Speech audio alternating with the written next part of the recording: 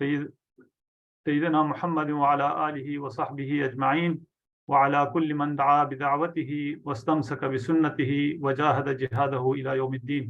وبعد، محترم شرکائے کرام اور ہمارے محترم ریسورس پرسن آج کے ڈاکٹر جنید ندوی صاحب اور دیگر جو منتظمین ہیں، میں سب کو اس پروگرام میں خوش آمدید کہتا ہوں. یہ انشاءاللہ جو ہم اسلامی تربیتی پروگرام برائے طلبہ و طالبات جامعات کے لیے جو 10 روزہ پروگرام کر رہے ہیں، اس کا افتتاحی پروگرام ہے، پہلا لیکچر ہے. انشاءاللہ ہم شروع کریں گے. انشاءاللہ تھوڑی دیر میں پروگرام کا تعارف اور اس سے متعلق جو ہدایات ہیں وہ ہمارے محترم احسان مالک صاحب پیش کریں گے. پروگرام کا آغاز ہم تلاوت قرآن مجید سے کریں گے. میں گزارش کروں گا محترم ڈاکٹر احمد حماد صاحب سے کہ وہ چند آیات تلاوت کر کے پروگرام کا باقاعدہ آغاز فرمائیں. ڈاکٹر احمد حماد صاحب. جی شکریہ ڈاکٹر صاحب، جزاکم اللہ. اعوذ باللہ من الشیطان الرجیم. بسم اللہ الرحمن الرحیم. ان الذین قالوا ربنا اللہ ثم استقاموا تتنزل عليهم الملائكة ألا تخافوا ولا تحزنوا وأبشروا بالجنة التي كنتم توعدون. نحن أولياؤكم في الحياة الدنيا وفي الآخرة وَلَكُمْ فِيهَا مَا تَشْتَهِي أَنفُسُكُمْ وَلَكُمْ فِيهَا مَا تَدَّعُونَ نُزُلًا مِّنْ غَفُورٍ رَّحِيمٍ. وَمَنْ أَحْسَنُ قَوْلًا مِّمَّنْ دَعَا الله وعمل صالحا ومن أحسن قولا ممن دعا إلى الله وعمل صالحا وقال إنني من المسلمين. ولا تستوي الحسنة ولا السيئة ادفع بالتي هي أحسن فإذا الذي بينك وبينه عداوة كأنه ولي حميم. وما يلقاها إلا الذين صبروا وما يلقاها إلا ذو حظ عظيم. وَإِمَّا يَنزَغَنَّكَ مِنَ الشَّيْطَانِ نَزْغٌ فَاسْتَعِذْ بِاللَّهِ إِنَّهُ هُوَ السَّمِيعُ الْعَلِيمُ. صدق اللہ العظیم. جزاکم اللہ خیرا.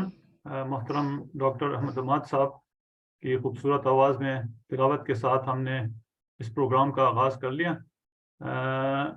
ڈاکٹر محمد جنید ندوی صاحب ہمارے آج کے پروگرام کے پہلے مقرر ہیں. ان کا آج کا موضوع ہے نماز اور تعمیر سیرت. ڈاکٹر صاحب ہمارے ملک کے معروف دانشور ہیں، استاد ہیں. ہمیں یہ شرف حاصل ہے کہ ہم نے دعویٰ اکیڈمی انٹرنیشنل اسلامی یونیورسٹی اسلام آباد میں ڈاکٹر جنید ندوی صاحب کے ساتھ ہم نے کام کیا ہے. ڈاکٹر صاحب بنیادی طور پر جو علوم اجتماعیہ ہیں ان کے استاد ہیں. انہوں نے ویلز یونیورسٹی برطانیہ سے پی ایچ ڈی کی ہے. اس وقت وہ رفا انٹرنیشنل یونیورسٹی اسلام آباد میں ایتھکس کے پروفیسر ہیں. اس سے پہلے وہ مختلف اداروں میں، مختلف جامعات میں خدمات سر انجام دی ہیں، جن میں Effat university Jeddah Saudi Arabia میں انہوں نے کام کیا ہے. اس کے علاوہ university of management and technology Lahore, international Islami university Islamabad, اور faculty of health science ministry of health Saudi Arabia میں انہوں نے بطور استاد اور بطور منتظم کام کیا ہے، اور کئی مقالوں اور کتب کے مصنف ہیں۔ 104 ریسرچ آرٹیکل جو ہے ان کے مختلف قومی اور بین الاقوامی جرائد میں جو ہے شائع ہو چکے ہیں۔ 12 بک ریویو انہوں نے لکھے ہیں، 5 جو ہے وہ ریسرچ بک انہوں نے کمپائل کیے ہیں۔ اس کے علاوہ مختلف شعبوں میں ان کے بڑے اچھے خدمات ہیں۔ ایک مستقل مربی کے طور پر ہمارے ساتھ ڈھاوا اکیڈمی انٹرنیشنل اسلامی یونیورسٹی اسلام آباد میں وہ کام کرتے رہے، یعنی شروع میں تو جب سعودیہ سے واپس تشریف لائے تو کچھ عرصہ انہوں نے ڈھاوا اکیڈمی میں کام کیا، اس کے بعد وہ ادارہ تحقیقات اسلامی میں چلے گئے اسلامی یونیورسٹی میں، پھر وہ مین یونیورسٹی میں چلے گئے، تو وہیں سے انہوں نے اپنا کیریئر جو ہے مکمل کر کے ریٹائر ہو گئے۔ تو ان کے ساتھ کام کرنے کا بڑا اچھا تجربہ ہے، ایک اچھے مربی ہیں۔ تو انشاءاللہ امید ہے کہ جس موضوع کا انتخاب کیا گیا ہے اس کے حوالے سے بڑی اچھی گفتگو ہوگی۔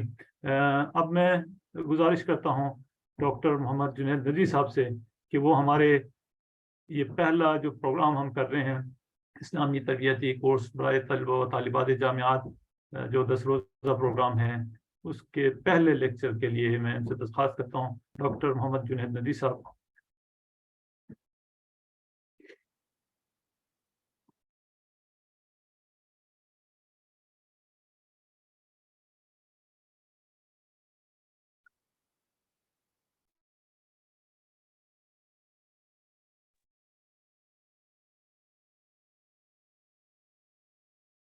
جی ڈاکٹر صاحب آپ شروع کر سکتے ہیں، آپ انمیوٹ کر لیں۔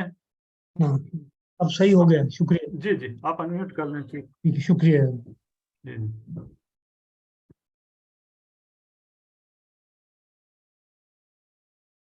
جی شروع کریں۔ جی شروع کریں۔ سلائیڈ نظر آ رہی ہے ظہیر بھائی؟ جی جی آ رہی ہے ڈاکٹر صاحب۔ اچھا ٹھیک۔ جی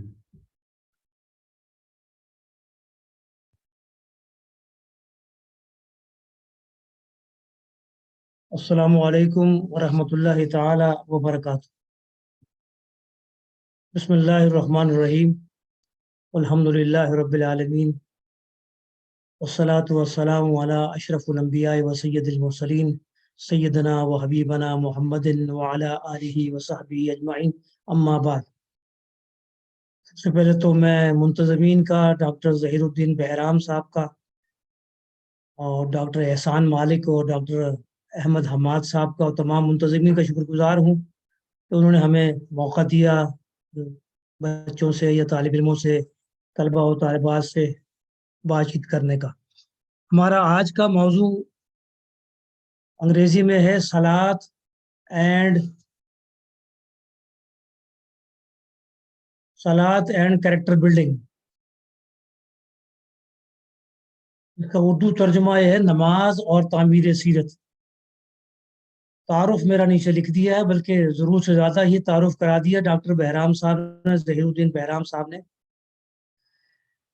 جو مرکزی مضمون ہے آج کی اس نشست کا، اس لیکچر کا، وہ یہ ہے جو میں بہت آسان الفاظ میں آپ تک پہنچا رہا ہوں، اور وہ یہ ہے کہ نماز اور تعمیر سیرت،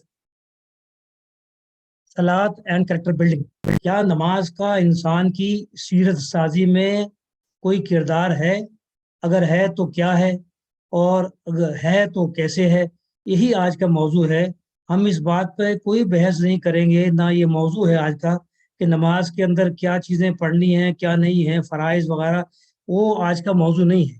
اور اس کے لیے میں نے جو آیت مبارکہ جس کا انتخاب کیا ہے وہ آپ کے سامنے آ رہی ہے، اور وہ آیت مبارکہ ہے سورہ عنکبوت کی۔ یہ ڈاکٹر ظہیر صاحب یہ جو بار بار آ رہا ہے میرے سامنے ایڈمٹ کرنے کا، یہ ہٹا دیں تو اچھا ہے، اس کا اختیار اپنے پاس رکھ لیں۔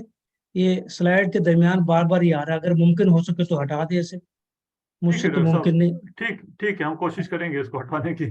اب دیکھیں آ جاتا ہے۔ جی جی اب ٹھیک آ رہا ہے نظر؟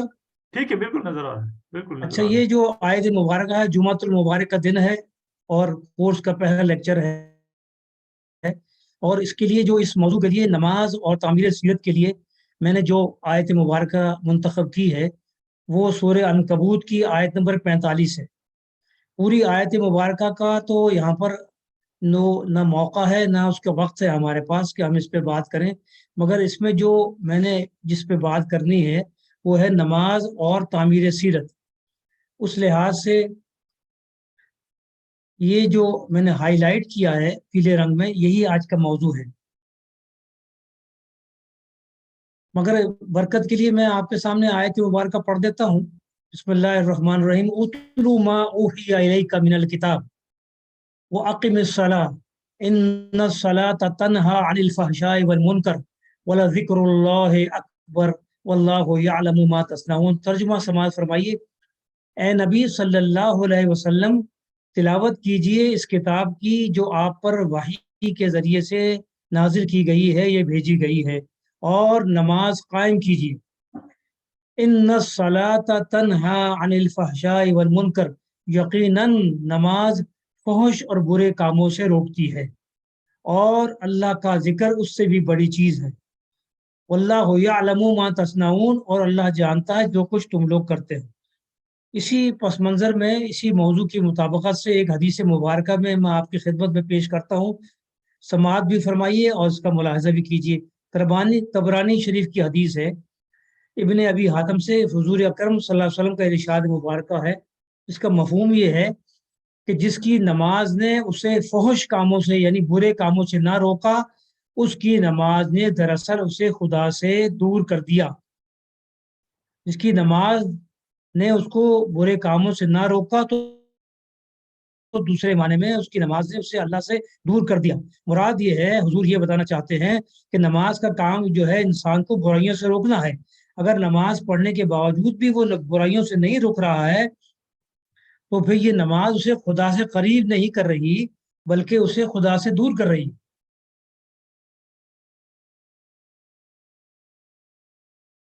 تو اس آیت کے بعد اس آیت مبارکہ میں جو میں نے آپ کے سامنے پڑھی ہے، اس کا یہ ٹکڑا، ان الصلاۃ تنہی عن الفحشاء والمنکر، آیت مبارکہ کا دعویٰ تو یہ ہے، آیت مبارکہ کا دعویٰ تو یہ ہے کہ جو لوگ نماز پڑھتے ہیں نماز ان کو برے کاموں سے روک دیتی ہے۔ یہ آیت مبارکہ کا دعویٰ ہے جو آپ بھی سمجھتے ہیں، میں بھی سمجھتا ہوں، جتنے یہاں پر خواتین و حضرات ہیں سبھی اس آیت مبارکہ کا مفہوم اچھی طرح سمجھتے ہیں، اور ترجمہ بھی ہم نے آپ کو پڑھ کے سنا دیا ہے۔ میرا آپ سے جو ہے درخواست یہ ہے کہ اس پہ غور کریں کہ آیت کا دعویٰ تو یہ ہے کہ جو لوگ نماز پڑھتے ہیں نماز ان کو برے کاموں سے روکتی ہے، مگر ہم اپنے معاشرے کے اندر یہ دیکھتے ہیں کہ نماز پڑھنے کے باوجود بھی بشمول میرے ہم دیکھتے ہیں ان لوگوں کو جو نماز بھی پڑھتے ہیں 5 وقت کی اور اس کے اندر بعض کمزوریاں کوتاہیاں پائی جاتی ہیں۔ تو اس کا سبب کیا ہے؟ اس سوال کا جواب مفسرین نے دیا ہے، تمام بڑی تفسیر کی کتابوں میں موجود ہے، اور اس کا خلاصہ میں نے یہ کیا ان کتابوں سے کہ نماز پڑھنے کے باوجود بھی اگر ایک انسان کی زندگی میں تبدیلی نہیں آ رہی ہے، اس سے اچھے اعمال کا اصدار نہیں ہو رہا ہے، ایک اچھا انسان نہیں بن رہا ہے، تو اس کا سبب یہ ہے، 3 ہے جو مفسرین نے بیان فرمائے ہیں۔ اس کا خلاصہ یہ ہے کہ نمبر 1 کہ وہ نماز پڑھ رہا ہے کہ جس کے اندر اس کو علم ہی نہیں ہے، یعنی نماز کے اندر پڑھے جانے والے الفاظ سے اس کو واقفیت نہیں ہے، نہ ترجمہ معلوم ہے۔ ایاک نعبد و ایاک نستعین، میں صرف تیری ہی بندگی کرتا ہوں اور تجھی سے مدد مانگتا ہوں۔ نستعین، جب اس کو معلوم ہی نہیں ہے پڑھنے والے کو کہ وہ کیا مانگ رہا ہے تو پھر دینے والے کو کیا پرواہ پڑی کہ وہ اس کو دے۔ تو معلوم یہ ہوا کہ پہلا سبب یہ ہے کہ نماز کے اپنے اثرات مرتب اس لیے نہیں ہو رہے کہ اس کے نماز پڑھنے والے مرد اور عورت کو جو ہے اس کے معنی اور مفہوم اور اس کے مطالبات سے لا علمی ہے، نہ اس کے معنی پتہ ہے اور نہ یہ پتہ ہے کہ اس کا مطلب کیا ہے۔ جب ایاک نعبدو کہا و ایاک نستعین تو اس کا مطلب یہ ہے، اس کو معلوم ہونا چاہیے نماز پڑھنے کے دوران کہ میں صرف یہ کہہ رہا ہوں کہ میرا جو ہے صرف بندگی کا تقاضا جو ہے رابطہ جو ہے اس اللہ سے ہے. نعبدو صرف ایاک نعبدو. ایک جملہ اور بھی آپ کی خدمت میں پیش کر دوں. نماز کے اندر دو طرح کے الفاظ آپ کو ملیں گے جو ہم بچپن سے آج تک پڑھتے آئے ہیں. ایک جو ہے انفرادی ہیں اور ایک ہے اجتماعی. مثال کے طور پر سبحان ربی الاعلی، اے میرے پاک رب تو بہت اعلیٰ ہے، اعلیٰ مقام ہے.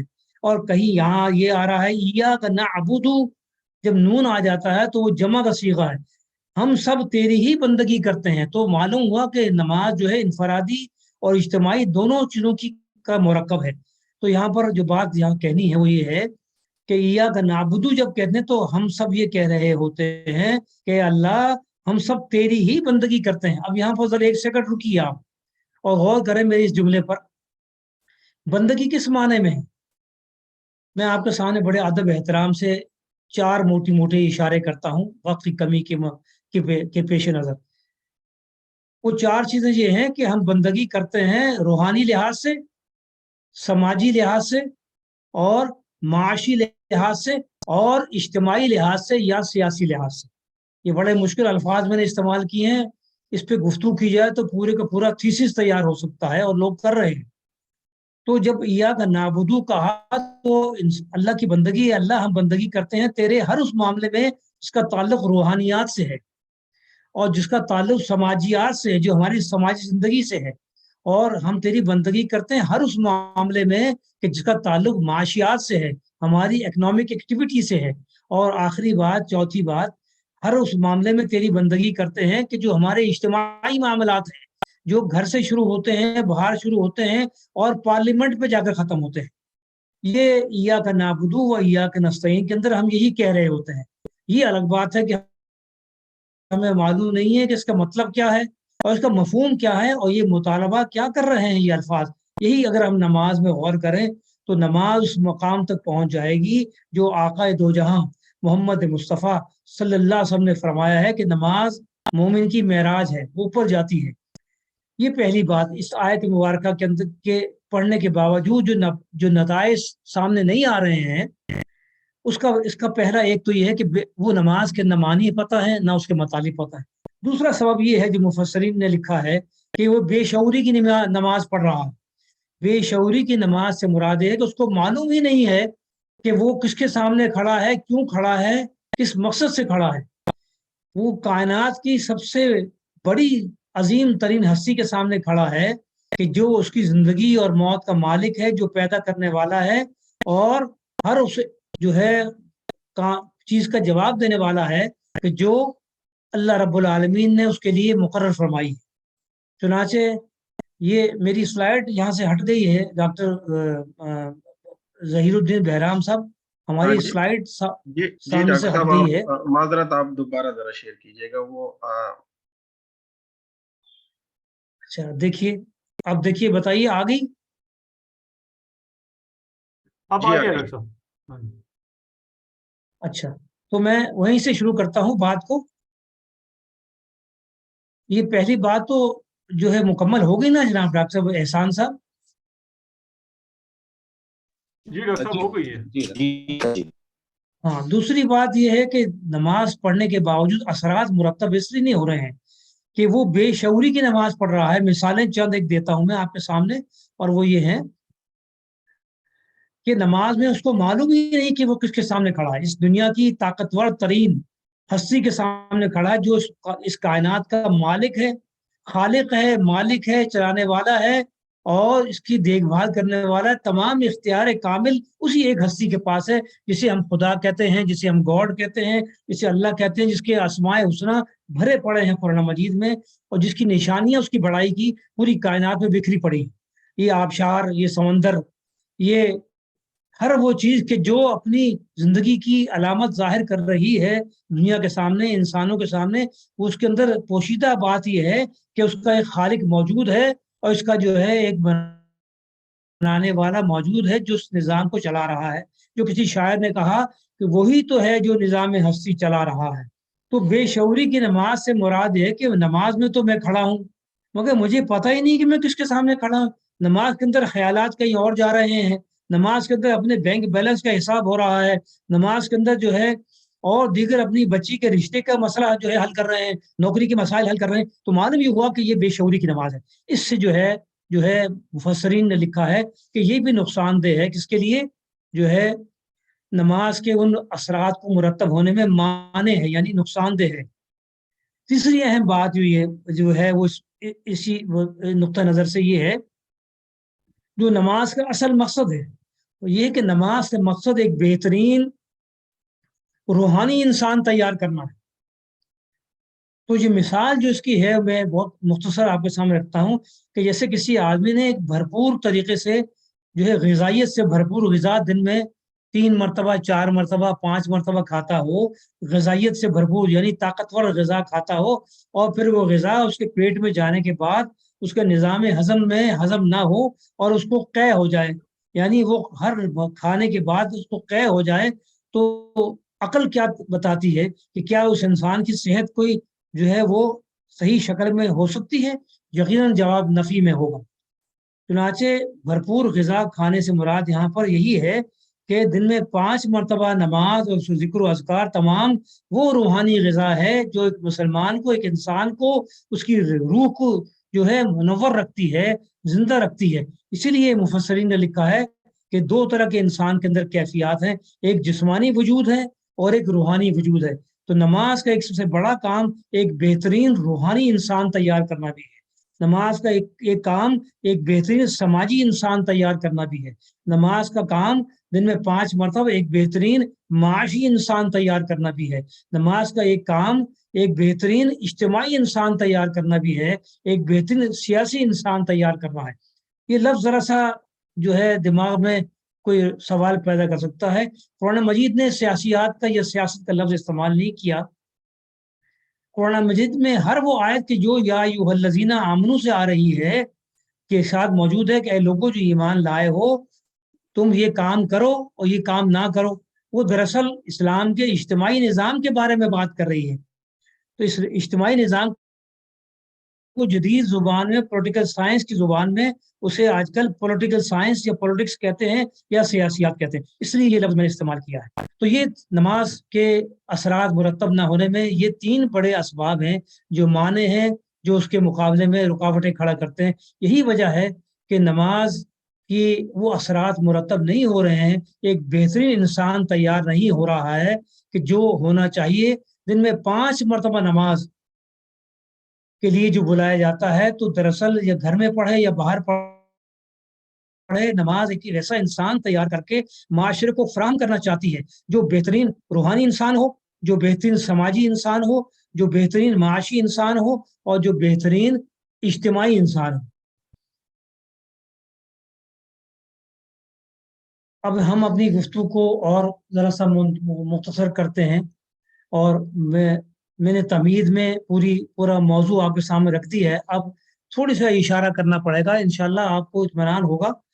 آپ دیکھیں کہ میں آپ کے سامنے اب جو دوسرا حصہ رکھ رہا ہوں یہ وہی چیزیں ہیں کہ جو میں اور آپ بچپن سے کرتے چلے آئے ہیں، اور وہ یہ ہے جو آپ نے صرف غور کرنا ہے۔ میں صرف اشارے کروں گا، آپ یہ غور ہی کرنا ہے میری گفتگو کے دوران کہ نماز کس طرح سے انسان کی سیرت سازی کرتی ہے۔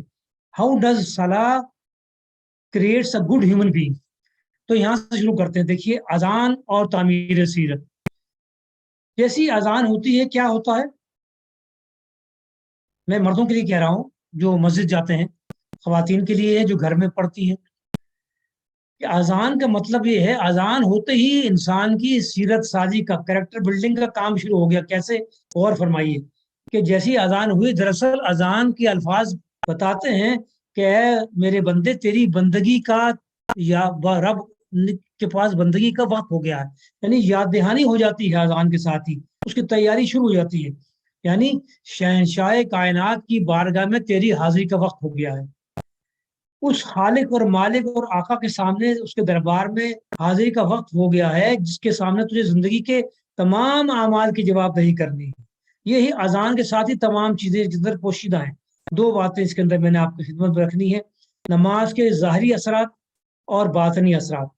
دیکھیے، ابھی ہم نے نماز شروع نہیں کی ہے، نماز کے ظاہری اثرات پر غور فرمائیے. یہ باتیں وہ ہیں جو میں اور آپ بچپن سے آج تک کرتے چلے آئے ہیں. میں صرف یہ کوشش کر رہا ہوں بڑے ادب و احترام سے کہ وہ باتیں اپنے آپ کو بھی یاد کروا رہا ہوں اور آپ کو بھی یاد کروا رہا ہوں تاکہ پرانی باتیں جو ہے یاد دہانی ہو جائے. اور یہ دن میں ایک لیکچر سے نہیں ہوگا, ڈاکٹر جنید کے ایک لیکچر سے نہیں ہوگا, یا ایک تربیتی اس پروگرام سے یہ جو ہے نہیں ہوگا اس سے, بلکہ یہ ایک دن کا 2 دن کا جمعے کے دن کا نہیں بلکہ سال کے 365 دن جو ہے زندگی کی آخری گھڑی تک, آخری لمحے تک, جب تک کہ آنکھ کے پلک جھپکنے کی صلاحیت موجود ہے اس وقت تک جو ہے یہ نماز ساقط نہیں ہوتی ہے. اور یہ جو ہے یاد دہانی, یہ ٹریننگ پروگرام اس وقت تک ہو رہا ہے.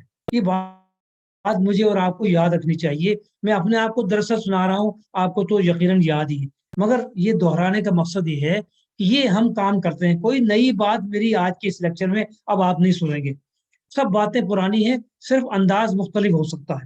لہٰذا یہ سب کام آپ اور میں روزانہ کرتے ہیں. صرف یہ ہے کہ میں نے ایک نئے انداز سے اس کو پیش کرنے کی جسارت کی ہے. دیکھیے نماز کے 2 اثرات ہیں. نماز کے ظاہری اثر, ابھی نماز ہم نے شروع نہیں کی ہے, نماز میں داخل نہیں ہوئے ہیں. آپ دیکھیے نماز کے ظاہری اثرات, مثالیں دیکھیے. جیسے ہم نماز کے جاتے ہیں, وضو کا ارادہ کرتے ہیں, اگلا جو لمحے میں جو خیال آتا ہے کیا میرا وضو ہے, جسمانی لحاظ سے میں پاک ہوں یا ناپاک ہوں, فوراً جو ہے جس طرح کی پاکیزگی کی ضرورت ہوتی ہے, یعنی وضو کی, غسل کی, جس طرح بھی وہ بدلتا ہے, تو یہاں پر ظاہری اثرات مرتب ہونے شروع ہو گئے نماز کے. دوسرا خیال یہ ہے کہ میرا لباس پاک ہے یا ناپاک, یہ دوسرا اثر پڑا. اور تیسرا اثر وضو کی جو ہے خود اس بات کا طہارت جو ہے یہ بتاتی ہے اس بات کو کہ تم جو ہے اب پاک و صاف ہو گئی. یہ اس کے ظاہری اثرات ہیں, اور ایک اطمینان قلب انسان کو ظاہری اعتبار سے بھی محسوس ہوتا ہے, اور وہ تیار ہو جاتا ہے, یعنی جاہز ہو جاتا ہے, ریڈی ہو جاتا ہے. کس کے لیے؟ اگلے مرحلے کے لیے, یعنی نماز کے لیے. ایک اور بات یہاں پر میں نے کہہ دی ہے اس میں کہ زیب و زینت انسان کی فطری ضرورت ہے, یعنی تنظیم, زیب و زینت, آرائش, صاف ستھرا بننا سنورنا یہ انسان کی فطری خواہش ہے. کوئی آدمی پڑھا لکھا یا سمجھدار آدمی اس سے انکار نہیں کر سکتا, کسی مذہب کا بھی ہو. یعنی صفائی ستھرائی اور خوبصورتی اپنے تراش خراش جو ہے ہر انسان کی بنیادی فطرت کا حصہ ہے. چنانچہ اللہ تبارک و تعالیٰ نے اس آیت مبارکہ کے ذریعے اور نماز کے ذریعے آپ دیکھیں اس خواہش کو پورا کر دیا ہے. زیب و زینت سے مراد یہاں پہ اس کا لباس بھی پاک ہو رہا ہے. یہ ظاہری اثرات ہو گئے ہیں, اسی اس فطری خواہش کو پورا کر دیا ہے, اور اس کو نماز کو, اس ظاہری اثر کو عبادت کا حصہ بنا دیا ہے. بتائیے اس سے کوئی خوبصورت دین ہو سکتا ہے؟ اور بھی ادیان ہیں, ٹھیک ہے, یہ اس دین کی, اس مذہب کی خوبصورتی ہے. دوسری بات اس کے اندر یہ جو ہے باطنی اثرات کی مثالیں آپ غور فرمائیے کہ جب آدمی نماز کے اندر داخل ہو جاتا ہے تو نیت کرتا ہے. نیت کا مطلب یہ ہے کہ وہ ارادہ کر لیتا ہے. نیت کی کئی شکلیں ہیں, اس ارادہ کر لیتا ہے کہ اے اللہ میں تیری بارگاہ میں حاصل ہو رہا ہوں. تو یہاں پر باطنی پاکیزگی کا عمل شروع ہو گیا. ایک مثال اور دیکھیے, میں نے لکھا ہے غزل.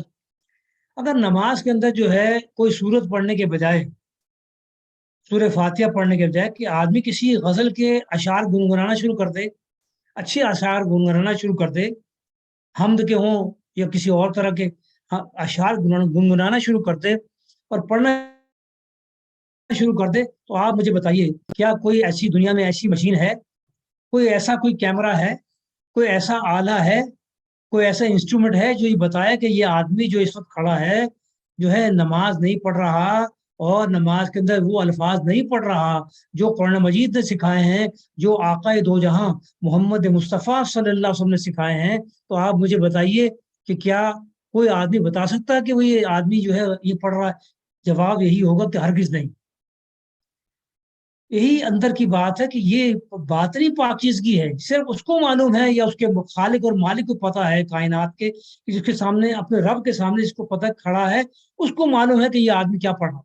یا کا نام وضو یا کا نستعین پڑھ رہا ہے یا کچھ غزل پڑھ رہا ہے. ایک مثال اور سنیں پھر آگے چلتے ہیں. حدث سے مراد وضو کا ٹوٹ جانا ہے. اب اس کی تفصیل تو نہیں ہے, آپ کو معلوم ہے حدث سے مراد وضو کس طرح ٹوٹ جاتا ہے. اگر کسی آدمی کا نماز کے اندر, مسجد کے اندر یا باہر وضو ٹوٹ جائے تو دنیا میں ایسی کون سی چیز ہے, کون سی ایسی ہستی ہے جو بتا سکے یا مشین بتا سکے کہ یہ آدمی وضو میں نہیں ہے؟ یہ صرف اس آدمی کو پتا ہے جو مرد عورت کو, یا اس کے رب کو پتا ہے. کہ جو ہے اس کو وضو کی حالت میں نہیں ہے، اس کا حدث ہو گیا ہے، وہ اس کیفیت میں نہیں ہے کہ اپنے رب کے سامنے پاکیزگی کی حالت میں اپنے رب کے سامنے کھڑے ہونے کا اہل نہیں ہے۔ یہ 3 مثالیں میں رکھی ہیں جو بتاتی ہیں کہ کتنی اہم بات ہے ظاہری اور باطنی اثرات کے اعتبار سے۔ حدیث مبارکہ بھی آپ کی خدمت میں پیش کرتا ہوں جو اس کو ان دونوں باتوں کو ثابت کرتی ہے۔ یہ ہدیہ قبول فرمائیے حدیث مبارکہ، اس میں سے ایک ٹکڑا میں نے لیا ہے، اس کا ترجمہ یہ ہے کہ اللہ تعالیٰ خود جمیل ہے، خوبصورت ہے اور جمال کو پسند کرتا ہے۔ ان اللہ جمیل یحب الجمال، کئی روایتوں میں مختلف طریقے سے آئی ہے، بل خلاصہ یہ ہے حدیث مبارکہ میں آیا ہے کہ اللہ تعالیٰ خوبصورت ہے، پیارا ہے، حسین ہے، جمیل ہے، اور جمال کو ظاہری خوبصورتی کو بھی اور باطنی پاکیزگی کو بھی پسند کرتا ہے۔ یہ خلاصہ یہ ہے اس بات کا ہے۔ یہ یاد دہانی نماز کے اندر جو ہے آیت مبارکہ کے اندر جو ہے یہ کی جا رہی ہے، کس طرح؟ اذان کے ساتھ جب یہ کر لیتے ہیں تو اب آگے دیکھیے، ہم اب نماز میں داخل ہو گئے، نماز میں داخل ہو گئے تو سب سے پہلی بات جو کہتے ہیں، یہ صبح شام ہم کہتے ہیں تکبیر تحریمہ پڑھتے ہیں، دن میں 178 مرتبہ ہم سورہ یہ اللہ اکبر کہتے ہیں۔ کیا کہتے ہیں؟ اللہ اکبر 178 times we are saying oh Allah, oh God, you are great, you are the greatest۔ Great نہیں بلکہ صحیح ترجمہ انگریزی میں گریٹسٹ ہوگا۔ اللہ اکبر جب کہا تو اس کا ترجمہ کیا ہو؟ تو میں اور آپ صبح شام یہ کہتے رہتے ہیں، دن میں صرف فرض نمازوں کی بات ہو رہی ہے میرے بہنوں اور بھائیوں، یہ فرض نمازوں کی میں نے تعداد گنی ہے، 178 مرتبہ صرف فرض نمازوں میں، سنت ان سب کی کو نکال صرف دن میں 5 مرتبہ فرض نمازوں میں 178 مرتبہ ہم کہتے ہیں کہ اللہ تو بہت بڑا ہے، تو اس سے بڑی کوئی ذات نہیں ہے۔ مگر ذرا ایک سیکنڈ کی رکیں آپ، کیا میں نے اور آپ نے کبھی زندگی میں اس بات پر غور کیا ہے کہ اللہ تبارک و تعالیٰ جو ہے وہ بڑا ہے تو کس معنی میں بڑا ہے؟ کیا جسمانی اعتبار سے یا طاقت کے اعتبار سے؟ کس لحاظ سے بڑا ہے؟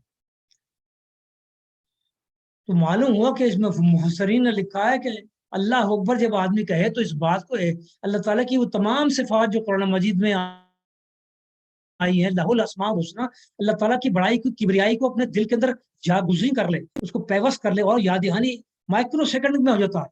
اگر آپ آدمی کو معلوم ہو کہ وہ کیا کہہ رہا ہے، اللہ کی ذات کیسے، سب سے پہلی بات میں آپ کو مختصراً بتاؤں، اللہ کی ذات کو بڑا جاننے کے لیے کہ اللہ اکبر کے معنی کے اندر 3 باتیں بڑی پوشیدہ ہیں۔ اس کی ذات کیسی ہے، اس کی ذات، اس کی صفات کیسی ہے جس کے اندر خوبیاں بھی ہیں، اور اس کی جو ہے طاقت کیسی ہے۔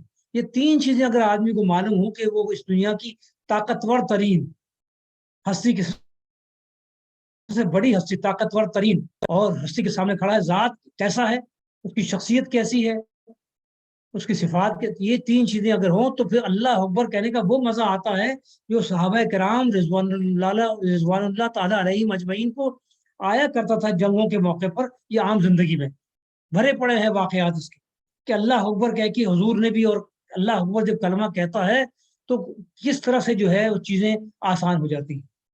تو جب اللہ اکبر کہے تو آدمی کم سے کم دن میں 5 مرتبہ نہیں تو 1 مرتبہ نہیں، ہفتے میں 1 مرتبہ نہیں، جمعے کے دن تو کم از کم آدمی ایک دفعہ سوچے کہ یار میں کیا کہتا ہوں، میں یہ بات جو کہہ رہا ہوں اللہ اکبر، کیا میں نے دل کی گہرائیوں سے اللہ کی بڑائی کو تسلیم کر لیا ہے، اس کی صفات کو مان لیا ہے، کس معاملے میں بڑا ہے؟ تو جب یہ کہے گا تو اس کے اندر رونگٹے کھڑے ہوں گے، اس کے یہ جسمانی بال کبھی کبھی کھڑے ہو جائیں گے، اگر ہفتے میں 1 دفعہ بھی کھڑے ہو گئے جس جسم کے بال اور رونگٹے کھڑے ہو گئے تو سمجھیں کہ اس کا کام جو ہے بیٹری چارج ہو گئی۔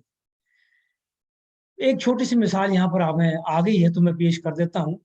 کسی گاؤں کا کوئی بڑا چودھری ہو یا بڑا کوئی آدمی افسر ہو یا کوئی گاؤں کا سردار ہو، اس کے پاس کچھ لوگ جو ہیں کہیں صاحب آپ سردار ہیں، ہم آپ کے گاؤں میں یا آپ کے علاقے میں ہم یہ چاہتے ہیں یہ چیزیں آپ گاؤں کے لوگ کریں، یہ ہماری طرف سے جو ہے ہدیہ آپ کے لیے ہے، یا کسی این جی او کی جانب سے، مطلب گاؤں کی عورتیں جو ہے یا تھوڑا لباس کو ٹھیک کریں، یا تھوڑے عورتوں کے لیے ہم تھوڑے پردے کے انتظام کے لیے ہدیہ کچھ چادریں دینا چاہتے ہیں، تو وہ گاؤں کے بڑے جو ہیں ذمہ دار کو دے دیں اور اس بنیاد پر دے دیں، اور جب وہ پھر دوبارہ آئیں معلوم کرنے کے لیے کہ کیا حال ہے اس گاؤں کا یا اس علاقے کا، اور دیکھیں کہ لوگ جو ہیں عورتیں تو اس طرح کے لباس میں نہیں ہیں، اور حالانکہ وہ دے کر بھی گئے تھے وہ چیزیں پردے کے لیے، یا جو لباس کی چادریں دے کے گئے تھے جو ہے سطر پوشی کے لیے، اور وہ اس پہ عمل درآمد نہیں ہو رہا، تو وہ پوچھیں گے کہ نہیں پوچھیں گے ان سے، سردار سے یا جو قبیلے کا بڑا ہے، کہ صاحب آپ کو تو ہم نے یہ کہا تھا کہ یہ کروا دیں، تو کیوں نہیں ہوا یہ، تو آپ نے عمل نہیں کیا؟ تو وہ کہیں گے میں تو کوشش کی تھی، وہ کرنی نہیں۔ یہی جواب ہوگا کہ اللہ کی بڑائی کو ہم اس وقت لوگ تسلیم کریں گے۔ اس لیے مسلمانوں کو آج لوگ پتہ تو ہے کہ مسلمان ہیں، 1.5 billion Muslims are there, 1.5 billion, مگر ان کا وزن اس لیے کم ہے کہ لوگوں کو پتہ کہ بھائی یہ باتیں بہت کرتے ہیں، اندر سے کمزور ہیں۔ تو جب وہ گاؤں کا سردار پوچھے گا تو کہے گا، وہ کہے میں نے کوشش تو کی اپنی طرف سے، تو وہ کہیں گے آپ کی کیسے بڑے ہیں آپ، کیسے آپ بڑے سردار ہیں اس گاؤں کے، آپ کی لوگ بات ہی نہیں مانتے۔ بالکل اسی مثال سے ہم سمجھیں کہ دراصل جب ہم نافرمانیاں کرتے ہیں، جب ہمارے اعمال نہیں سدھر رہے ہیں، ہماری سیرت نہیں بن رہی اس طرح جس طرح کہ بتانا مقصود ہے اللہ رسول کا کے مطابق، تو یقیناً ہم جو ہے ناراضگی کا موجب بن رہے ہیں، اور لوگ ہم پر واقعتاً جو ہے سمجھتے ہیں کہ یہ ٹھیک نہیں۔ اس کے بعد ہم تکبیر تحریمہ کے بعد ہم کہتے ہیں ثنا، دن میں 11 مرتبہ ہم یہ جملہ پڑھتے ہیں، سبحانک اللہم و بحمدک و تبارک اسمک و تعالی جدک لا الہ۔ اے اللہ، سبحانک اللہم، اے اللہ تو بے حد پاک ہے، و بحمدک، اور تو بہت تمام تعریفیں تیرے لیے ہیں، وہ تبارک اسمک، کا تیرا نام بہت برکت والا ہے، وہ تعالی جدک، کا اور تو بہت عالی مقام ہے، ولا الہ غیرک، اور تیرے سوا کوئی الہ، کوئی معبود ہے ہی نہیں۔ ابھی بتائیے دن میں 11 مرتبہ فرض نمازوں میں ہم کہتے ہیں، کیا اس کے ترجمے سے واقفیت ہے ہمیں؟ اللہ ماشاء اللہ ہوگی، اگر ہے واقفیت تو بڑی اچھی بات ہے، سبحان اللہ، اور اگر واقفیت نہیں ہے، ترجمہ حفظ نہیں ہے، دل و دماغ میں راسخ نہیں ہے، تو پھر مزہ کیسے آئے؟ اور اگر یہ جب پڑھتے وقت یہ احساس نہیں ہو رہا کہ میں کیا کہہ رہا ہوں، تو وہ تاثیر یا وہ اثر کیسے پیدا ہوگا؟ اس کس طرح کی وہ نماز جو ہے صحیح معنی میں وہ مطلوب اور مقصود نماز نہیں ہوگی، یقیناً نہیں ہوگی۔ اگر ترجمے سے واقفیت بالکل نہیں ہے، پھر تو معاملہ بالکل ہی جو ہے وہ جو ہے نقصان دہ یا زیرو۔ تو ترجمے سے واقفیت بہت ضروری ہے، مجھے، آپ کو، بہن بھائیوں کو، بچوں کو، یہ بہت ضروری ہے ہر مسلمان کے لیے کہ اس کو معلوم ہو کہ نماز میں کیا کہہ رہا ہو، کیا کہہ رہا ہے۔ یہاں پر اس کے اندر اظہار تشکر کا جذبہ ہونا چاہیے، اس لفظ کے اندر جو ہے اس کے اندر ڈر اور خوف کی کیفیت ہونی چاہیے۔ یہ ہے تصور اسلام کا، اور یہ نماز کا اصل مقصد ہے۔ پھر ہم کہتے ہیں 11 مرتبہ اعوذ باللہ من الشیطان الرجیم، دن میں 11 مرتبہ کہتے ہیں تو اللہ کی پناہ مانگتے ہیں۔ ترجمہ میں نے آپ کو کر دیا، اعوذ، مجھے اللہ چاہیے، میں شیطان سے بچنا چاہتا ہوں جو رجیم ہے، جو راندہ درگاہ ہے۔ میں نے ایک مثال یہاں رکھی ہے کہ اللہ کی پناہ میں آنے کے لیے یا اللہ کی شیطان کی پناہ سے بچنے کے لیے کیا کریں۔ مثال میں رکھی ہے ایک کسان کی، جس کا کسان کے پاس ایک زمین کا بہت خوبصورت ٹکڑا ہو، کھیت، بہت خوبصورت ٹکڑا، زمین کا ٹکڑا ہو، اور وہ سارا سال کھڑا ہو کر کوئی کام نہ کرے اس زمین کے ٹکڑے کے اندر، نہ موسم کا، نہ فصل کا، نہ اس کی زمین کی کو ہموار کرنے کا، نہ کھاد کا، کوئی دیکھ بھال نہ کرے، کوئی کوشش نہ کرے اس کے اندر کاشت کرنے کے لیے، بیج کا صحیح انتخاب نہ کرے، اور سارا سال کھڑا ہو کر صرف اور صرف یہی دعا کرتا رہے کہ اللہ تو رحمان و رحیم ہے، اللہ میرے جو ہے اس زمین میں اس سال بہت اچھی فصل اگانا، میرے اس سال بچی کی شادی کا مسئلہ ہے، میرے بیٹے کی جو ہے نوکری کا مسئلہ ہے، میرے بے شمار مسائل تو ہر ایک کے ہیں یہاں پر، مگر سارا سال کھڑا ہو کر دعا کرتا رہے کہ اللہ تو رحمان الرحیم ہے، مہربانی فرمانا۔ تو مجھے آپ بتائیے کہ صرف دعا کرنے سے کیا اس کھیت کے اندر کوئی فصل اگ سکتی ہے؟ یقیناً آپ کا جواب یہی ہوگا کہ ہرگز کوئی اس میں فصل نہیں اگ سکتی۔ کیوں؟ اس لیے کہ اس نے کھیت کی کوئی تیاری نہیں کی ہے۔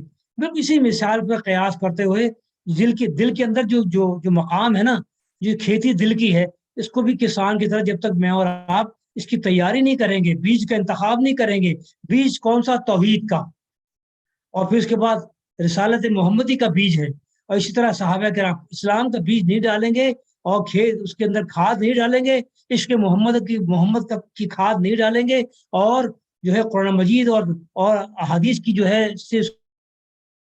کی آبیاری نہیں کریں گے، موسم کا خیال نہیں رکھیں گے، اور تلاوت قرآن وغیرہ وغیرہ، تو پھر دل کی اس کھیتی میں یقیناً پھر اچھی فصل ہونے کا امکان نہیں۔ میں مثال آپ کو قرآن مجید سے دیتا ہوں، پھر آگے بڑھیں گے۔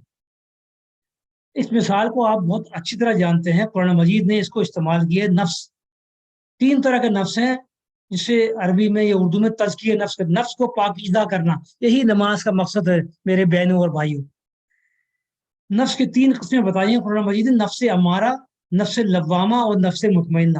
نفس امارہ کہتے ہیں باغی نفس کو، نفس لوامہ کہتے ہیں اردو میں ضمیر کو، اور نفس مطمئنہ وہ نفس کے جو مطمئن ہو جائے۔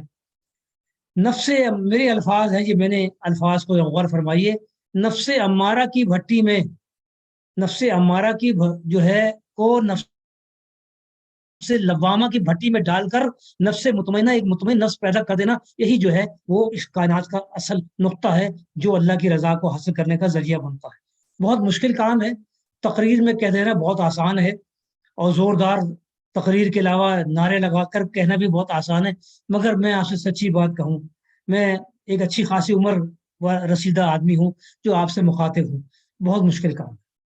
It is a difficult task, جسے نفس ہمارا، نفس لوامہ مطمئنہ ہے، اپنے آپ کو ٹھیک کرنا دنیا میں سب سے مشکل کام ہے۔ جہاد اکبر ہے جو حضور نے فرمایا تھا، جہاد اصغر تو بہت آسان ہے، جہاد اکبر کی طرح جو حضور اکرم صلی اللہ علیہ وسلم کا ارشاد مبارک ہے۔ اس کے بعد اگلی بات ہم کہتے ہیں تسمیہ، بسم اللہ پڑھتے ہیں، اور وہ یہ ہے ہم کہتے ہیں شروع کرتا ہوں اللہ کے نام سے جو بےحد مہربان نہایت رحم کرنے والا ہے۔ اس کے اندر 2 برکتیں ہیں بسم اللہ پڑھنے کی جو حدیث میں آئی ہیں کہ جس کام کی ابتدا بسم اللہ سے ہو جائے اس کام میں اللہ تعالیٰ کی رحمت، برکت اور مدد شامل حال ہو جاتی ہے۔ دوسری بات مختصراً یہ کہ نماز اس بریک کی طرح روکتی ہے ہر اس برے کام سے انسان کو کہ جو اس کو غلط کام کرنے کا ارادہ بھی کر لے، کام کی طرف بڑھے تو بسم اللہ پڑھ کے اس کو وہ چیز روکتی ہے۔ میں آپ سے چھوٹی سی مثال، بالکل بچوں کی طرح ایک مثال دیتا ہوں۔ کیا آپ میں سے جتنے لوگ بھی یہاں موجود ہیں، کیا آپ میں سے کوئی آدمی یہ کہہ سکتا ہے کہ صاحب ایک آدمی، فلاں آدمی جو ہے، ہم نے اس کو دیکھا شراب پیتے ہوئے، اس کو ہم نے دیکھا چوری کرتے ہوئے، اس کو دیکھا ہم نے جھوٹ بولتے ہوئے، اس کو دیکھا ہم نے زنا کرتے ہوئے، اس کو دیکھا ہم نے غیبت کرتے ہوئے، اس کو ہم نے دیکھا رشوت لیتے ہوئے، اور وہ کہتا ہے لائیے بسم اللہ کیجیے یہ رشوت کے پیسے لیتے ہوئے، یا بسم اللہ کہہ کے فلاں کام آپ کا کام ہو جائے گا، بسم اللہ کہہ کے لائیں پیسے تو دیں میرے۔ یقیناً جواب یہ ہوگا کہ بسم اللہ پڑھ کے کوئی آدمی کام اگر شعوری طور پر بسم اللہ کہا، میں نے تو زندگی میں اپنی نہیں دیکھی، میں نے اپنے 70 سال کی عمر کے اندر میں نے تو بسم اللہ پڑھ کے کسی آدمی کو یہ کام کرتے نہیں دیکھا۔ تو بسم اللہ اس بریک کی مانند انسان کو وہ ہر اس کام سے روکتی ہے، اسی لیے کہا گیا ان الصلاۃ تنہا عن الفحشاء والمنکر، یہ ہے نماز کا پہلے حصے کا پہلا حصہ۔ پھر ہم آگے چلتے ہیں اور ہم یہ کہتے ہیں سورہ فاتحہ پڑھتے ہیں، سب کو پتہ ہے، کس کو نہیں پتہ ہے؟ ترجمہ سماعت فرمائیے، وقت ہمارے پاس بہت کم رہ گیا ہے۔ الحمدللہ رب العالمین، میں آپ کے سامنے موٹی موٹی باتیں رکھوں گا۔ الحمدللہ رب العالمین، تمام تعریفیں، الف لام جب آ جاتا ہے تو پھر تعریف کے اندر یہ آتا ہے کہ تمام تعریفیں ہیں ہی اسی کے لیے۔ خالی الف لام نہ ہوتا تو پھر یہ جو ہے پراپر ناؤن نہ بنتا، یہ بن رہا الف لام لکھا الحمد کا مطلب تمام تعریفیں جو ہیں ہی اسی کے لیے۔ کسی اچھے انسان کو دیکھا، کوئی اچھی تقریر کر رہا ہے، کوئی اچھا لباس پہن رہا ہے، کوئی اچھا خوبصورت آدمی ہے، کسی کے پاس اچھی گاڑی ہے، مال و دولت ہے، تو کہتے ہیں ماشاء اللہ تبارک اللہ۔ یہ سب کیا ہے؟ ماشاء اللہ تبارک اللہ، اللہ تعالیٰ برکت دے، خوش رکھے، سبحان اللہ الحمدللہ۔ یہ سب کیا ہو رہا ہے؟ اس آدمی کی تعریف نہیں ہو رہی ہے، بلکہ دراصل حقیقت میں اس آدمی کی تعریف ہو رہی ہے کہ تیرے اندر تو کوئی حیثیت ہی نہیں ہے بھائی، میری بہن تیرے اندر کچھ نہیں ہے۔ یہ تعریفیں تو اس خدا کی ہیں کہ جس نے تیرے اندر یہ صفات، یہ نعمتیں تجھے عطا کی۔ یہ ہے الحمد، تمام تعریفیں اسی کے لیے، للہ، اللہ کے لیے، رب، جو رب ہے پالنے والا جہانوں کا۔ سب کو معلوم ہے ترجمہ، مگر نماز کے اندر جب آدمی پڑھے سورہ فاتحہ تو غور کرے، بہت مزہ آتا ہے۔ اگر ہفتے میں ایک دفعہ بھی اگر ہم غور سے پڑھ لینا نماز کے ترجمے کے ساتھ، تو یقین کریں کبھی کبھی نماز بہت اچھی ہو جاتی ہے۔ میں آپ سے بڑے ادب احترام سے کہتا ہوں، میری دن میں 5 نمازیں، اکثر نمازوں میں سے اچھی نماز کوئی ایک آدھی ہوتی ہوگی، ہاں نماز تو میری ہو جاتی ہوگی یقیناً، اسی پہ میں زندہ ہوں، مگر نماز اچھی ہوتی ہے نہیں ہوتی اس کا بھی کوئی میرے پاس کرائٹیریا نہیں ہے۔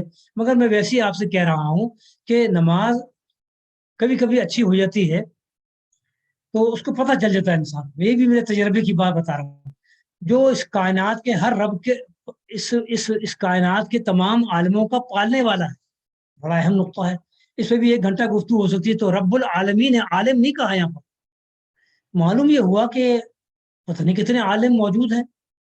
مفسرین نے لکھا ہے کہ عالموں کو تو پتہ ہی نہیں ہے.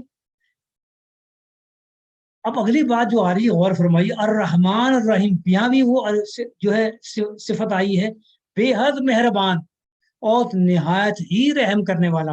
جب تک یہ لفظ ترجمہ نہیں کریں گے دل و دماغ میں پیوست نہیں ہوگا. بے حد مہربان اور نہایت ہی رحم کرنے والا, جب تک ترجمہ نہ مکمل ہوگا نہ مطلوب ہے اور نہ جو ہے یہ اس کا صحیح معنی میں جو اثر پڑے گا. بے حد مہربان اور نہایت رحم کرنے والا. کبھی تو آدمی غور کرے کہ میں نماز میں آج کھڑا ہوں, ایک سیکنڈ کے لیے انسانی دماغ دنیا میں سب سے بہترین مشین, کمپیوٹر سے بھی زیادہ انسانی دماغ, یہ جدید سائنس نے ثابت کیا ہے. مائکرو سیکنڈ کے اندر آدمی اپنی زندگی کا پیدائش سے اب تک کا جائزہ لے کہ میں جب چھوٹا تھا میں کہاں سے چلا تھا, کہاں پیدا ہوا, کس گاؤں میں, اور میں کہاں پہنچا ہوں. یہ جو میں کہہ رہا ہوں کیا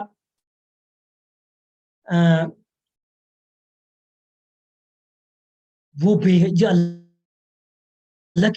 اللہ تعالیٰ کی جو ہے رحمتیں اور برکتیں ہیں مجھ پر, جو میں تعریفیں کر رہا ہوں, تمام تعریفیں اللہ کی. کیا کوئی دنیا کی کوئی رحمت مجھ پہ ہے؟ میں تو مکان تک نہیں بنا سکا, میں تو صحت ٹھیک نہیں, میں تو فلاں نہیں, بے شمار مت. تو کیا مجھ پر اللہ کی رحمتیں ہیں؟ میں آپ کے سامنے بڑے ادب احترام سے میری بہنوں اور بھائیوں عرض کرتا ہوں, غور فرمائیں. اگر اتفاق ہو تو ٹھیک ہے, نہیں ہو تو مجھے کوئی آپ سے شکوہ نہیں ہے. دنیا کی تمام نعمتوں کو میں نے جمع کیا ہے, غور کیا ہے, خلاصہ نکالا ہے قرآن مجید سے اور احادیث کی روشنی میں. اس دنیا کی تمام نعمتیں جو ہیں اس کے 3 حصے میں نے کیے. سب سے پہلی دنیا میں جو بہترین نعمت ہے, اسلامی نقطہ نظر سے بات کر رہا ہوں, وہ ہے ایمان کی نعمت. دوسری نعمت ہے صحت کی نعمت, جو آپ لوگوں کے پاس ہے, میرے پاس اس طرح سے نہیں ہے, کبھی ہوتی میرے پاس. اور تیسری نعمت ہے مال و دولت کی نعمت, جس میں اولاد, ماں, دولت, بینک بیلنس, ہر چیز آ جاتی ہے. یہ 3 نعمتیں ہیں, ایمان, صحت اور دنیا کی مال و دولت, جس میں ہر چیز شامل ہے. ہر وہ صلاحیت جو موجود ہے اس کے اندر, بولنے کی, لکھنے کی, پڑھنے کی, بھی بچوں کی, مال و دولت, کھیت کھلیان کی, بڑی بڑی بلڈنگوں کی, ہر وہ چیز جو ہے تیسرے میں آ جاتی ہے. اگر یہ تینوں نعمتیں جس آدمی کے پاس موجود ہیں, آپ مجھے بتائیے, سچ سچ بتائیے, جب وہ کہے الحمدللہ رب العالمین الرحمن الرحیم, تو اس کی زبان اور دل میں کیسے کیفیت پیدا ہونی چاہیے, وہ لذت کیسی پیدا ہونی چاہیے. میں روز پیدا کرنے کی بات نہیں کر رہا, وہ تو میرے اندر بھی پیدا نہیں ہوتی. ہفتے میں ایک دفعہ پہلے تو یقین کریں کبھی کبھی آنکھوں میں آنسو آ جاتے ہیں. اگر نہیں بھی آتے تو اس حدیث مبارکہ کی طرح مصنوعی آنسو نکالیں گے تو حدیث مبارکہ میں آتا ہے اللہ تعالیٰ مصنوعی رونے والی شکل اور آنسو بھی قبول فرما لیتا ہے. اس کے بعد اگلی بات ہم کہتے ہیں مالک یوم الدین. کیا بات ہے, اگر صرف یہ تعریف کروانی ہوتی اللہ میاں کو تو بس نماز میں کرتے, سورہ فاتح پڑھ کے ختم کر دیتے نماز مکمل. مگر کیوں ہر نماز میں دن میں 5 مرتبہ موت کی آخری گھڑی سے پہلے کیوں کہا گیا, یہ سبق یاد کرایا گیا کہ مالک یوم الدین, مالک یوم الدین بڑا اہم نقطہ ہے میرے لیے, آپ کے لیے. یہ کہا جا رہا ہے کہ اے اللہ تو مالک ہے اس دن جس دن میرے تمام اعمال کا جزا کا حساب کتاب دے گا. لا تزول قدم, اپنی والی حدیث یاد کریں. تو اس دن جب کہ حساب کتاب ہوگا, اللہ تو اس دن کا مالک ہے. تو ہر نماز میں یاد دہانی کرائی جا رہی ہے کہ مسجد میں تو میری تو تعریفیں کر رہا ہے, مگر مسجد سے باہر نکل کر جو ہے تو یہ اس بات کو یاد رکھ کہ میں تیرے تمام اعمال کا حساب لوں گا, صبح سو کر اٹھنے سے لے کر اور رات کو سونے کی دعا پڑھنے تک. ہر وہ چیز جو ظاہر بھی ہے اور باطن بھی ہے, جو کسی کو پتہ نہیں ہے, تیری ہر اس چیز کا میں حساب نوٹ کر رہا ہوں, کروا رہا ہوں. دو تیرے پاس کرامن کاتبین ہے, نوٹ ہو رہا ہے ہر چیز کا, اس کی ہارڈ ڈسک میں سب چیز بن رہی ہے. مجھے اپنے تمام اعمال کی سب جواب نہیں کرنے ہیں. اب کون سے اعمال؟ وہی بات جو میں نے شروع میں کہی تھی, روحانی اعمال, جس میں نماز, روزہ, ہر روحانی عمل, ہر سماجی عمل, خاندان, رشتے دار, بیوی بچے, تمام سماجی اعمال اور تمام معاشی اعمال. مالی من این اکتسبہ, تمام معاشی اعمال اور تمام اپنے اجتماعی اعمال جو ہے, جب میرا جو ہے دین جو نقصان میں جا رہا تھا, بگڑ رہا تھا, تو نے میرے دین کے لیے کیا کوشش کی ہے, اسی کے اندر جو ہے یہ چیزیں, یہ حدیث اس کے اندر بیان کی گئی ہے, ترمذی والی جو ہے. یہ بات ہم کہتے ہیں تو تمام اعمال کی جواب دہی کا تصور. اس کے بعد ایاک نعبد و ایاک نستعین, کیا شاندار بات کی ہے. صرف تیری ہی بندگی کرتے ہیں اور تجھی سے مدد مانگتے ہیں. میں ابھی سمجھا چکا ہوں اوپر. کیا ہم واقعی کر رہے ہیں بندگی اس کی؟ کیا ہم اپنے رنگ، نسل اور مال و دولت کی یا اس کی بندگی تو نہیں کہیں کر رہے ہیں؟ کیا صحیح معنی میں ہم خدائے واحد کی بندگی کر رہے ہیں؟ یہ وہ اہم سوال ہے جو ہر نماز میں یہ الفاظ مجھ سے اور آپ سے پوچھتے ہیں، چیخ چیخ کر پکار کر پوچھتے ہیں کہ بھائی تم واقعی کیا کر رہے ہو؟ اس کی بندگی کر رہے ہو یا کہیں اس میں تلوث ہو گیا ہے، کہیں ملاوٹ ہو گئی ہے؟ یہ چیزیں ہیں. اس کے اندر جو ہے بڑی سب سے اہم بات بتائی گئی، فلسفہ توحید ہے، نفی شرک ہے. حدیث مبارکہ ہے کہ حضور نے فرمایا کہ تمہارا جوتے کا تسمہ بھی ٹوٹ جائے تو اپنے رب سے مانگو. پھر یہ مثال میں نے خود ہی بنائی کہ آدمی ایک ہی بیٹا ہو اور بیمار پڑ جائے تو جب دنیا کے تمام دوائیاں کام کرنے چھوڑ دیں تو اس کے اپنے رب سے مانگے گا. اس موقع پر جب رب سے مانگے گا وہ تو پھر وہ صحیح معنی میں توحید کا تقاضا پورا کرے گا. اس کے بعد ہم اہدنا الصراط المستقیم، اے اللہ میں سیدھا راستہ دکھا. کون سا سیدھا راستہ؟ قرآن مجید کا اور احادیث مبارک، قرآن و سنت کا راستہ. میں نے مثال رکھی ہے کراچی سے پشاور کا راستہ. ایک آدمی کراچی سے پشاور کا سفر کا ارادہ کرتا ہے، ٹکٹ لے کے بیٹھ جاتا ہے اور اس کو معلوم ہے کہ ٹکٹ تو لے لی ہے مگر صحیح ڈبے کا انتخاب نہیں کرتا ریل گاڑی کے، تو یقیناً پھر وہ پشاور نہیں پہنچے گا بلکہ کسی اور جگہ پہ اتر جائے گا. تو زندگی کی گاڑی کے اندر صحیح ڈبے کا انتخاب کرنا بھی بہت ضروری ہے، یعنی وہ نقطہ نظر کا انتخاب کرنا بھی ضروری ہے. کراچی سے پشاور کی ٹکٹ تو وہی ہے جو میری آپ کی جس دن پیدا ہوئے تھے اور جس دن ہمیں مر جانا ہے، وہ ٹکٹ تو کٹی ہوئی ہے. مگر وہ ٹکٹ کا وہ اسٹیشن کہاں اترنا ہے یہ ٹکٹ اسٹیشن کا تو ہمیں پتہ نہیں ہے، مگر ہمیں یہ ضرور پتا ہے کہ اپنے کس ڈبے کا انتخاب کرنا ہے. ورنہ کہیں یہ نہ ہو لوگ کہیں کہ بھئی کہاں جا رہے ہیں. غلط ڈبے کا انتخاب انسان کو نقصان کر دیتا. صراط الذین انعمت علیہم، اللہ وہ راستہ دکھا جن پر چلنے والوں پر تیری نعمتیں ہوئیں. اس میں سب وہ بڑے بزرگ لوگ گزرے ہیں جو آدم سے لے کر، اور ان لوگوں کا راستہ غیر المغضوب ہے جن پر تو چلنے والوں پر تیرا غضب ہوا، اللہ ان سے بچا. یہ ہر نماز میں کہتے ہیں. صراط مستقیم قرآن و سنت ہے، اور آخر میں کہتے ہیں آمین، ایسا ہی ہو جائے. ابھی جہری بھی اور خفی بھی ہے، دونوں ہی جو ہے طریقے سے پڑھنا جو ہے صحیح. اصل بات جو وہ کوئی بتاتا نہیں ہے نہ ہمیں معلوم ہے، اور وہ اصل بات یہ ہے آمین کے مطلب یہ ہے اے اللہ جو کچھ میں اب تک میں کہتا رہا ہوں جب سے نماز میں کھڑا ہوا ہوں، میری تمام وہ باتیں جو میں نے کہی ہیں جو جائز میری مرادیں ہیں، اے اللہ تو ان باتوں کو قبول فرمائے، تو ان پر عمل درآمد کر دے. آمین، اے کاش ایسا ہی ہو جائے. یہ ہے صحیح لفظی ترجمہ، اے کاش ایسا ہی ہو جائے. اگلی بات جو ہے اس کے بعد ہم سورہ فاتحہ کے بعد جو ہے ہم کیا کرتے ہیں، کوئی چھوٹی سی سورت پڑھتے ہیں. سورہ اخلاص ہو تو اس کا ترجمہ سے واقفیت بہت ضروری ہے. معلوم تو ہو اخلاص کا مطلب، سورہ اخلاص کا مطلب کیا ہے، سورہ کوثر کا مطلب کیا ہے، کون ہے سورہ کوثر، کون ہے. اور لہب، سورہ لہب پڑھتے ہیں، یہی پڑھتے ہیں میں اور آپ. ترجمے سے واقفیت بے حد ضروری ہے. اس کے بعد اللہ اکبر کہتے ہیں، اس کی بڑائی کا اعلان کرتے ہیں، پھر رکوع میں جاتے ہیں. رکوع میں اے میرے پاک. ڈاکٹر صاحب میں معذرت چاہتا ہوں مداخلت کی، اصل میں ہمارے پاس وقت کم ہے، ہمیں کچھ سوال بھی لینے ہیں، شرکاء کے ذہنوں میں سوال ہو سکتے ہیں. تو بس میں ختم ہم کرتا ہوں. ابھی سے کوئی 10 منٹ ہمارے پاس ہیں جس میں آپ یہ بھی کنکلوڈ کریں اور سوال کے لیے بھی کوئی ٹائم دے دیں. جی ٹھیک شکریہ. ہے. تو یہ جب رکوع میں جاتے ہیں تو ہم یہی کہتے ہیں جو میں نے صبح شروع میں بتا دیا، اس کی ضرورت نہیں. پر ترجمے سے واقفیت بار بار دہرا رہا ہوں کہ سبحان ربی، اے میرے پاک ہے تو بہت عظمت والا. یہاں پہ غور کرنے کی بات یہ ہے، جواب ہر نماز میں مجھے اور آپ کو جواب، ہر اس آدمی کو جو نماز پڑھتا ہے، آپ یقین کریں ترجمہ آپ کو پتہ ہے، میں کوئی نئی بات نہیں کر رہا. جواب میں آپ کو میرے سمیع اللہ لمن حمدہ سن لی اس کی جس نے اس کی حمد بیان کی. ہر نماز میں مجھے اور آپ کو جواب مل رہا ہے کہ تو پریشان کیوں ہو رہا ہے، جب تو نے مجھے خالق اور مالک مان لیا ہے. تیری دل کی ہر بات کو میں سمجھتا ہوں، جس بات جو تیری تمام خواہشات ہیں میں ضرور پوری کروں گا اپنے حکمت کے اعتبار سے. تو ہر نماز میں جواب مل رہا ہے. تو جب کسی بڑے آدمی کا جواب کسی چھوٹے مجھ جیسے آدمی کو جواب مل جائے، آپ کو مل جائے، کسی بادشاہ کا جواب فقیر کو مل جائے یا ملازم کوئی نوکر کو مل جائے، تو وہ کیا کہتا ہے، ربنا لک الحمد، اے اللہ تیرے لیے تمام تعریفیں اور شکر. یہی میں اور آپ کہتے ہیں. پھر ہم اللہ اکبر کہہ کے اس کی بڑائی کا اعلان کرتے ہیں، سبحان ربی الاعلیٰ. وہی بات ہم دوبارہ کہتے ہیں جو میں نے آپ کو بتائی ہے، اے میرے پاک رب. سجدے میں چلے جاتے ہیں. سجدے میں قریب ترین مقام ہے، دعائیں مختلف پڑھی جا سکتی ہیں، سجدہ ہے. اس کے بعد ہم بیٹھتے اتحیات للہ، تمام تعریف، تمام کمپلیمنٹس، تمام مراسم عبودیت، تمام نیک کام کس کے لیے کرنے ہیں؟ وہ صرف اللہ کے لیے کرنے ہیں۔ دیکھیے میں نے سورہ انعام کی آیت رکھی ہے، یہ بھی اتحیات کے اندر ہے کہ زندگی میں تمام قولی اور عملی اور تمام عبادات صرف اللہ کے لیے کرنے ہیں۔ اس لحاظ سے یہ بڑی اہم بات ہے۔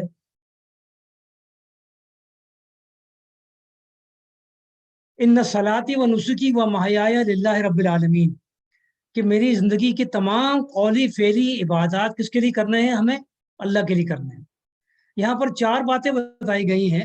اللہ کا حق بتایا گیا ہے، رسول کا حق بتایا گیا ہے، اپنا اور امت کا حق۔ غور فرما لیں، اس کے بعد یہ کہنے کے بعد کیا ہے؟ السلام علیکہ ایھا النبی، اور ان کا حق اور اپنا اور تمام صالح بندوں کو۔ یہ 4 حقوق جو ہے ہمیں نماز سکھا رہی ہے اس کے اندر کرنے ہیں۔ پھر سب سے بڑا حق جو ہے خدا کی گواہی دینی ہے، قولی بھی عملی بھی، اشہد ان لا پڑھ کے، اور پھر اس کے بعد درود شریف پڑھ کے۔ درود شریف کے اندر بھی سب سے بڑا اللہ کی بات، سب سے بڑا حق جو ہے اللہ کے رسول کا ہے۔ کم سے کم حق یہ ہے کہ ہم اخلاص کے ساتھ ان پہ درود شریف ان کے لیے دعا کریں۔ اللہم صلی علی محمد، اے اللہ اپنی رحمتیں اور برکتیں نازل فرما محمد مصطفیٰ صلی اللہ علیہ وسلم۔ اسی طرح سے اللہ مبارک علی محمد یہ پڑھتے ہیں ہم، اور اس کے بعد پھر ربنا آتینا، اللہ دنیا کی، پھر السلام علیکم ورحمۃ اللہ، والسلام علیکم، اے میرے دائیں ہاتھ والوں تم پر کوئی سلامتی ہو۔ کیا کہنا چاہ رہے ہیں؟ اے میرے دائیں ہاتھ والوں، میں اللہ کو مخاطب کر کے یہ کہہ رہا ہوں تمہیں مجھ سے کوئی نقصان نہیں پہنچے گا۔ یہ ہم اللہ کے سامنے ہر نماز میں کہہ رہے ہیں، مگر مسجد سے باہر نکل کر یہ غور فرمائیں، یہ سلائڈ دیکھیں آپ، مسجد کے اندر اور باہر برعکس انفرادی اجتماعی رویہ۔ مذہبی معاملات میں نماز پڑھنے کے بعد باہر نکل سلام کے بعد، سماجی معاملات میں، معاشی معاملات میں اور اجتماعی معاملات میں یہ ہمارا رویہ جو ہے قرآن کے مطالبات کے یا نماز کے مطالبات کے برعکس ہوتا ہے۔ میں اسی کے ساتھ اپنی گفتگو ختم کروں گا۔ اللہ تعالی ہماری نمازوں کو قبول فرمائے اور نماز کو ہماری سیرت سازی کا ذریعہ بنائے۔ والسلام علیکم ورحمۃ اللہ تعالی وبرکاتہ۔ جزاکم اللہ خیرن۔ اس مختصر وقت میں ڈاکٹر صاحب نے نماز کی اہمیت کے حوالے سے اور خصوصاً تعمیر سیرت کے حوالے سے نماز اور اس سے متعلقہ جو چیزیں ہیں ان کے کردار کے حوالے سے بڑی خوبصورت گفتگو کی ہے۔ ہم شکر گزار ہیں ڈاکٹر جنید نذیر صاحب کے۔ ہمارے کچھ احباب سوال کرنا چاہتے ہیں۔ محمد علی صاحب، آپ اپنے آپ کو انمیوٹ کر کے سوال کر سکتے ہیں۔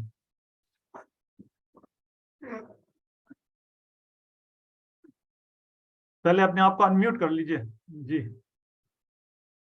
السلام علیکم ورحمۃ اللہ وبرکاتہ۔ ڈاکٹر صاحب نے انتہائی مدلل اور مفسر اور خوبصورت، جامع اور کامل و اکمل گفتگو فرمائی۔ ڈاکٹر صاحب نے جو زیادہ زور دیا ہے وہ اس چیز پہ دیا ہے کہ یعنی ہم جو ہے نماز کے معنی و مطالب اس کو مطلب سمجھیں، لیکن اس کے حوالے سے کوئی اور رائے پیش، یعنی کوئی اور رائے جو ہے اس کا اظہار فرما دیں کہ جو ہمارے 40 ابو یعنی پیپلز ہیں اور دیہاتوں کے ہیں، وہ تو اس کے معنی و مطالب کو اچھے سے نہیں سمجھ سکتے، تو وہ پھر کیا کریں؟ جی ڈاکٹر صاحب۔ اس کا جواب میں نے محترم، شکریہ محترم بابر علی صاحب، اس کا جواب وہی جو میں نے شروع میں عرض کیا تھا کہ یہ آپ شاید اس وقت شامل نہیں ہوں گے یا آپ کی سماعت سے اوجھل ہو گیا۔ میں نے یہ بڑے ادب احترام سے درخواست کی تھی کہ یہ میری اور آپ کی ہر انسان کی ذمہ داری ہے جو نماز پڑھتا ہے کہ اس کو کوشش کی جائے، جو بھی ذمہ دار ہے کہ اس کو ترجمے سے قرآن سے کی واقفیت کروائی جائے۔ تو تھوڑا تھوڑا کریں گے شروع، کسی بھی عمر کے حصے کا آدمی ہو تو اس کو تھوڑا تھوڑا یاد کرائیں گے تو انشاءاللہ مجھے پورا یقین ہے کہ 1 ہفتہ 10 دن 15 دن میں یقیناً اس کو، اگر اس طرح کا نہ ہو جو زبان بھی بولتا ہو، کسی بھی زبان کا بولنے والا ہو، اگر تھوڑا سا اس کو مفہوم اس کے دماغ میں ڈال دیا جائے ان الفاظ کا، تو میرا یہ یقین ہے اور میرا تجربہ بھی ہے کہ وہ کسی بھی زبان کا ہو، اس میں تو اس کی مادری زبان میں اگر آپ سمجھا دیں گے تو یقیناً اس کا بہت فائدہ ہوگا۔ اور یہ نسخہ جو ہے میں نے تجربہ کیا ہے، اس سے بہت کامیابی انشاءاللہ حاصل ہوگی اور آپ کو اور مجھے یقیناً اس کا اجر ملے گا۔ جی بابر علی صاحب، آپ اپنے آپ کو انمیوٹ کر لیں اور سوال کریں۔ السلام علیکم، میرا نام علی ہے اور میں تقابلی ادیان کا شاگرد ہوں، 3rd ایئر کا۔ ڈاکٹر صاحب، فرسٹ آف آل آپ کے بہت شکریہ، آپ نے بہت ہی ایک جامع لیکچر دیا، اور جس حدیث سے آپ نے شروعات کی وہ بھی انتہائی جو ہے जो है आज के दौर के लिए, स्पेशली उन लोगों के लिए जो नमाज पढ़ते हैं, उनके लिए बड़ी ही एक मिसाल है। लेकिन यहाँ पर एक सवाल पैदा होता है कि ठीक है नमाज पढ़ते हैं, बुराइयों से नहीं बच सकते, क्योंकि हम वही चीजें देख रहे हैं जो चल रही हैं, बुराइयां जो नमाज। हमने ऐसे लोग भी देखे हैं जो हाजी हैं, 5 वक्त के पाबंदी से नमाज पढ़ते हैं, फिर भी बुराइयां नहीं हो रही और उनसे वही काम हो रहे हैं जो उनको नमाज रोक रही है। तो उसका हल क्या होता है इन द एंड, यानी क्या होता है, व्हाट नेक्स्ट, यानी फिर क्या? बहुत बहुत शुक्रिया आपका मोहतरम मोहम्मद अली साहब। इसका जवाब डॉक्टर साहब मैंने शुरू में ही दे दिया, और मैं अपनी तरफ से नहीं दिया था कि मुझ पर कोई ऐसा नुक्ता ना उठाएं कि ये अपने पास से कहा। मैंने 4 बड़ी हदीसों के का मुताला करके इस आयत मुबारक की रोशनी में जो 3 बातें नुकात मैंने रखे थे ना मुख्तसरन आपके सामने, वही है फिर मैं इशारा कर रहा हूँ। ये स्लाइडें जो हैं, ये लेक्चर आपको मैं डॉक्टर जहीरुद्दीन बहराम साहब से हासिल कर सकते हैं आप।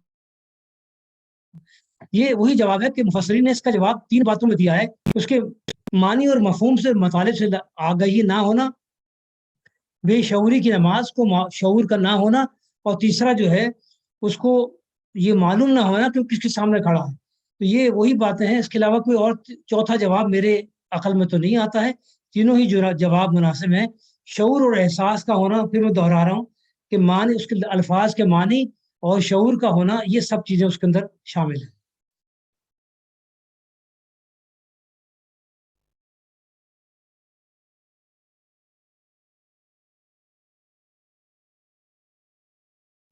जी, अपने डॉक्टर जियाउद्दीन साहब कोई सवाल करना चाहते हैं?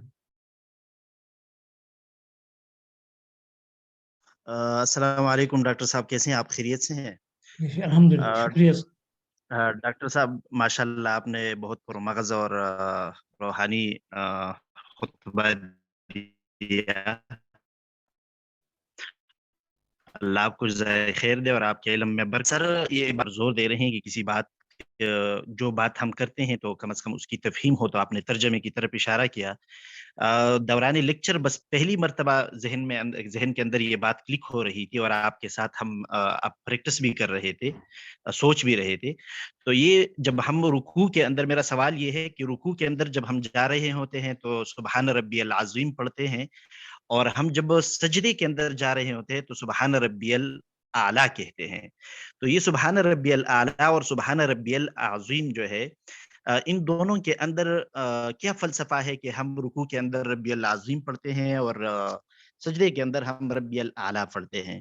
तो दोनों के मतलब भी आपको जो है, अगर आप उसका माना भी वजाहत करें। जी, बहुत बहुत शुक्रिया डॉक्टर साहब आपका। आप क्या बड़ापन है कि आप इतने बड़े आलिम हैं, मुझसे पूछ रहे हैं।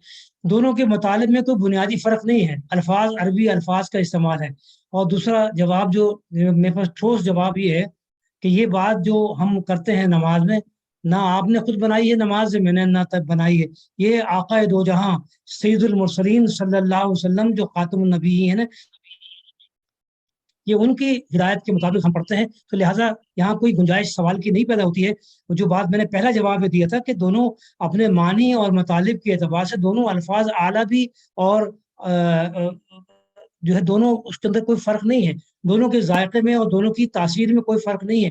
मगर आक़ाए दो जहां सैयदुल मुरसलीन मोहम्मद मुस्तफ़ा सल्लल्लाहु अलैहि वसल्लम ने चूंकि इसी तरह तालीम फरमाई है, इसलिए मैं और आप तो उनकी नकल करते हैं।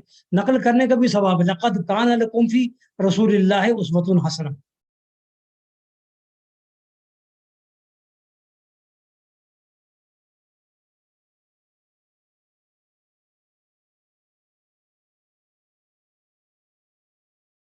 जी ज़हीर साहब, अच्छा, अच्छा, मैं अनम्यूट नहीं किया था। शुक्रिया डॉक्टर साहब। ये बाबर अली साहब कोई और सवाल करना चाहते हैं या वैसे हाथ उठाए हुए हैं? चलें, आबिद साहब। जी जी जी, आबिद साहब आप अपने आप को म्यूट कर लें और सवाल कर लें। आबिद मुल्तान से। अस्सलाम वालेकुम हुज़ूर। सलाम जी, आपकी रहमतुल्लाह। आवाज जी जी, आवाज थोड़ी हल्की है, जरा हल्का बोलिएगा।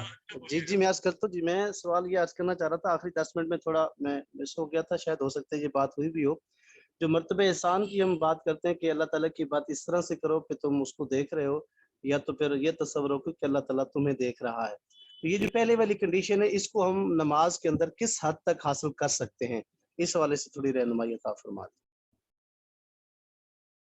इसके लिए जी तो डॉक्टर साहब। बहुत जी इसके लिए बहुत आसान बात हुई है कि बार बार ये आपको बहुत जबरदस्त सवाल किया आपने। ये कैफियत तो मैंने अभी आपको बताया कि ये तो मैं भी इससे गुजरता हूँ, और जो बातें मैंने यहाँ में मिसालें दी हैं, मैं तो खुद भी इन मिसालों का, इन गलतियों कोताहियों का शिकार मैं खुद भी हूँ। और ये भी बाज़ मुफस्सरीन ने लिखा है कि इस तरह के नमाज में ख्यालात का आना भी दरअसल ईमान की निशानी है, और फिर ये एहसास पैदा होना भी ईमान की निशानी है। तो बार बार इस तरह की मसाइल तो आएंगे, आते रहे हैं, मुझे भी आते हैं, आपको भी आएंगे, और हर एक आदमी को।